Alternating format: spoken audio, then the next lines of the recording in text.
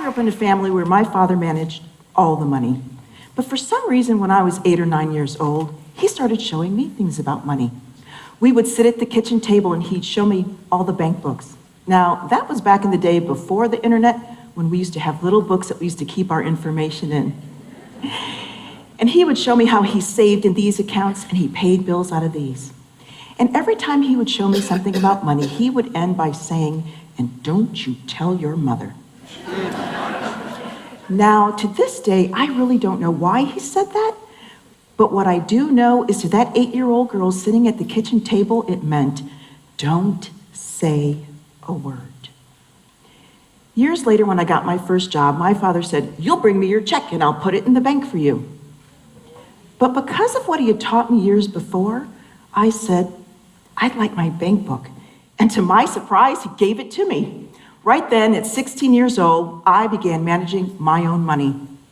I went on to college and then to start my new career as a CPA. But now with student loans, getting an apartment, and a new job, I began the roller coaster ride of accumulating debt, paying it off, and accumulating more. Many years later, after getting married, I went through an unexpected divorce. And I was left with a house I couldn't afford and bills I couldn't pay.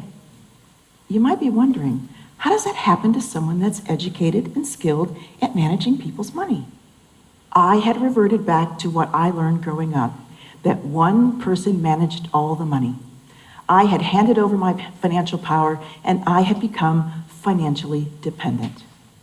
Financial dependency is when someone is dependent on a person, a job, or a situation for money and they feel trapped.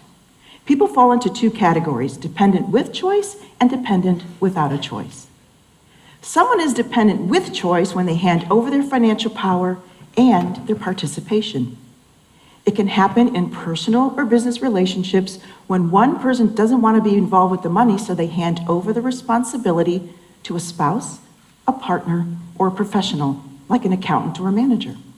This was my situation. I spent all day long managing other people's money, so I was relieved that my husband was interested and good at managing ours.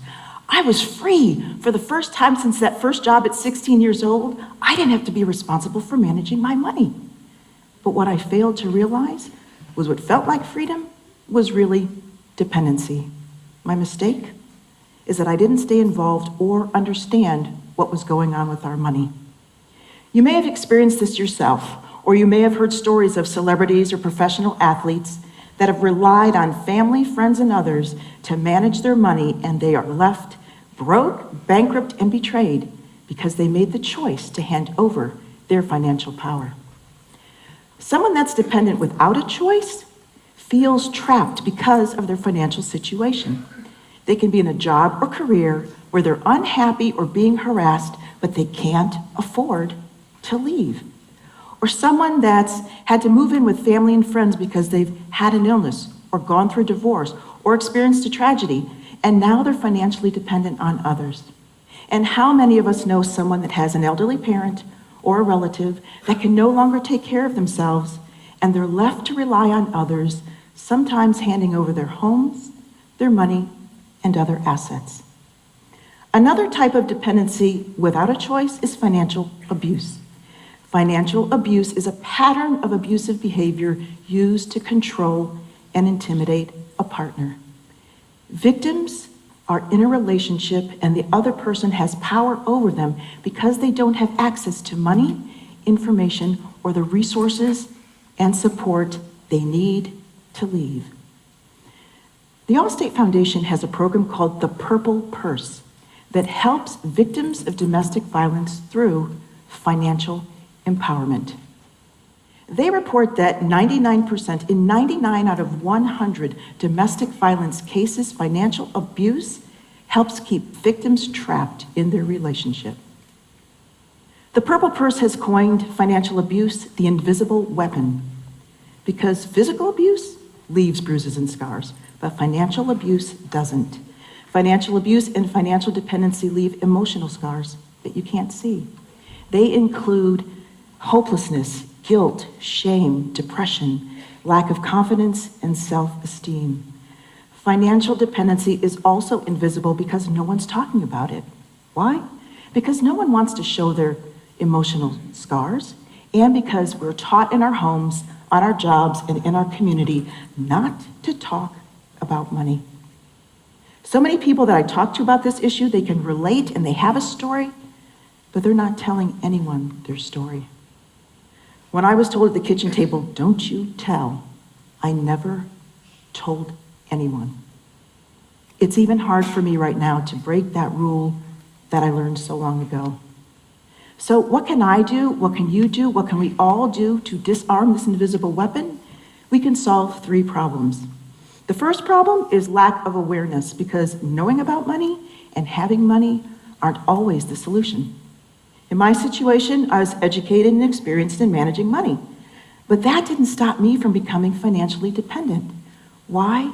Because of the beliefs and experiences I had growing up. One person manages all the money.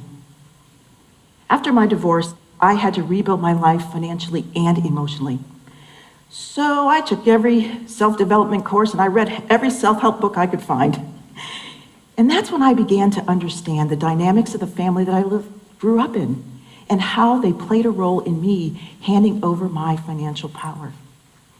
When you become aware of your inner bruises and scars, you can begin to break free from financial dependency. The next problem is lack of information about financial literacy. Financial literacy is having the skills and the knowledge to make informed decisions about your money. It includes topics like savings and investing, budgeting, and debt.